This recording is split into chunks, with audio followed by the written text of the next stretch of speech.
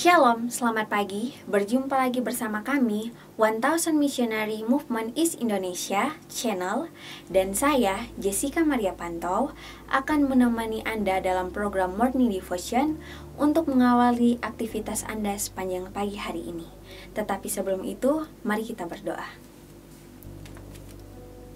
Tuhan Allah Bapa kami yang bertakhta dalam kerajaan surga, terpujilah Tuhan sebab Tuhan sungguh baik dan teramat baik dalam kehidupan kami. Kami bersyukur kepada Tuhan atas penyertaan Tuhan sehingga pada pagi hari ini kami boleh bangun dengan keadaan yang baik dan tidak kurang satu apapun. Ampuni kami Tuhan atas setiap dosa dan juga pelanggaran yang kami lakukan. Kiranya Tuhan-Mu ampuni, layakan, sucikan kami untuk menghadap di hadapan Tuhan. Tuhan, pada saat ini kami akan dengarkan firman Tuhan. Kiranya Tuhan mau urapi kami dengan kuasa Roh Kudus, sehingga ketika kami mendengarkan, kami dapat mengerti, dan kami dapat mempraktekannya ke dalam kehidupan kami.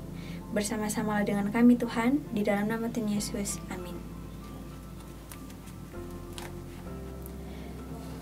Firman Tuhan yang saya bawakan pada pagi hari ini, saya ambil di dalam Kejadian 3, dengan perikop manusia jatuh ke dalam dosa. Dalam perikop ini, kita mendapatkan informasi bagaimana manusia jatuh ke dalam dosa dan apa akibat ketika manusia jatuh ke dalam dosa. Tetapi pada saat ini saya tidak akan membawakan firman Tuhan tentang kejatuhan manusia, tetapi saya ingin membawa kita, memfokuskan kita tentang karakter Tuhan di dalam ayat ini. Ketika manusia jatuh ke dalam dosa, di mana dikarenakan mereka memilih untuk mengambil pilihan sendiri tanpa Tuhan, dan dosalah yang menjadi pemimpin bagi mereka, dan ada konsekuensi besar yang harus mereka tanggung. Sebelum kita lanjut, saya ingin menekankan atau mengingatkan kita kembali bahwa Tuhan kita adalah Tuhan yang Maha Tahu tentang kedalaman hati kita. Tuhan kita adalah Tuhan yang tahu segala sesuatu, apa yang akan terjadi ke depan. Dan Tuhan kita adalah Tuhan yang mengetahui segala-galanya. Ketika manusia jatuh ke dalam dosa, Tuhan tahu bahwa manusia jatuh ke dalam dosa.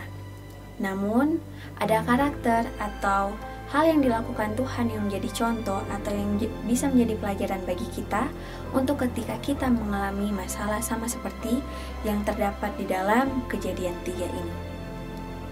Ketika manusia lebih memilih untuk tidak mendengarkan perintah Tuhan dan mengecewakan Tuhan, hal yang Tuhan lakukan ketika manusia ini jatuh ke dalam dosa adalah, yang pertama, Tuhan datang di waktu yang tenang.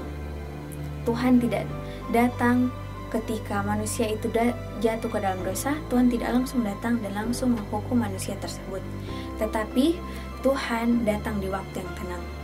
Yang kedua, Tuhan tidak meninggalkan manusia, tetapi Tuhan mencari manusia tersebut.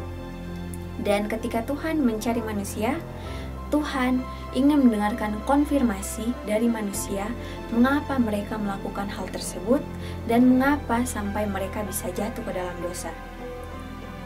Dan yang ketiga yang Tuhan lakukan adalah ketika Tuhan melihat atau mendengarkan konfirmasi atau hal yang mereka sampaikan ketika mereka jatuh ke dalam dosa, Tuhan mengambil kesimpulan dan akhirnya Tuhan memberikan konsekuensi atau pelajaran, sehingga manusia bisa belajar bahwa dosa itu adalah hal yang buruk dan dosa itu dapat membuat kita mendapatkan konsekuensi yang sangat besar dan akibat yang sangat fatal. Dan yang terakhir, Tuhan menunjukkan kasih. Seringkali ketika kita, bahkan saya, ketika seseorang mengecewakan saya, memilih untuk tidak mendengarkan saya, atau memilih untuk tidak mendengarkan kita, memilih untuk melakukan kesalahan, hal yang kita lakukan adalah kita langsung mengambil kesimpulan, kita langsung menjauhi mereka, atau kita langsung membenci mereka. Tetapi di ayat ini, atau pelajaran kita pada pagi hari ini, mengajarkan kita bahwa ketika seseorang mengecewakan kita, memilih untuk tidak mendengarkan perkataan kita, marilah kita mengikuti hal yang dilakukan oleh Tuhan. Tuhan tidak datang atau Tuhan tidak langsung marah kepada manusia.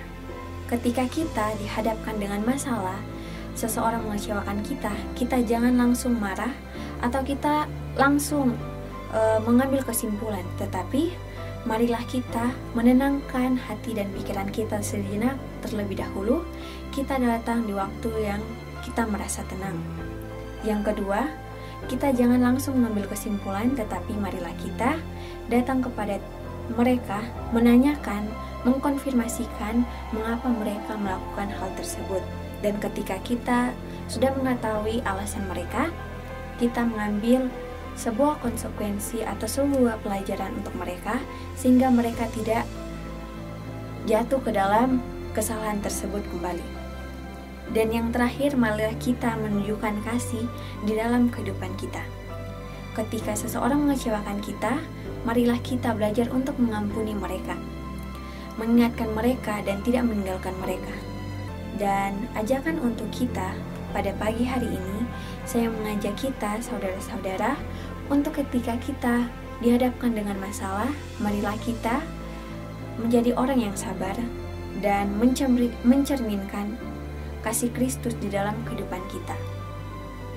Sekian firman Tuhan yang saya bawakan, saya bawa dalam nama Tuhan Yesus. Amin. Mari kita berdoa. Tuhan, Allah Bapa kami yang bertakhta dalam kerajaan surga, terima kasih atas penyertaan Tuhan sehingga kami bisa mendengarkan firman Tuhan. Kiranya firman yang kami dengarkan, kami dapat mempraktekannya di dalam kehidupan kami. Dan kiranya Tuhan mau sanggup-Kan kami untuk sepanjang hari ini maupun hari yang ke depan ketika kami mendapatkan masalah atau ketika kami dikecewakan oleh seseorang, kami bisa menjadi orang yang sabar dan juga menjadi orang yang suka mengampuni. Terima kasih Tuhan, di dalam nama Tuhan Yesus. Amin.